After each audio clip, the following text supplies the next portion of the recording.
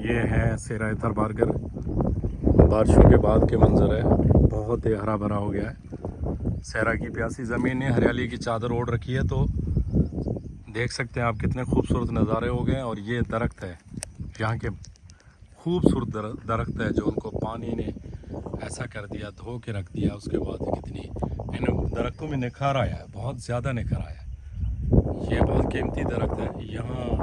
यहाँ बिल्कुल करीबी है, पाकिस्तान से भारत जो है यहाँ बिल्कुल करीबी है। ये जो आप सामने टीला देख रहे हैं, इसके उस साइड पे जाएंगे तो आपको सामने इंडिया का नज़ारा होगा और सामने वो पड़ोसी मुल्क भारत का एरिया। तो ये हमारा खूबसूरत प्यारा पाकिस्तान, और ये पाकिस्तान के हरे हरे टीले। और यहाँ जो है आप देख सकते हैं कितने खूबसूरत नज़ारे हैं। ये देख सकते हैं यहाँ जो सड़क आ रही है, ये आगे जा रही है। यहाँ से हम आए तो यहीं से आगे निकल जाएंगे। ये खूबसूरत नज़ारे आप देख सकते हैं, ये बारिशों के बाद के नज़ारे हैं।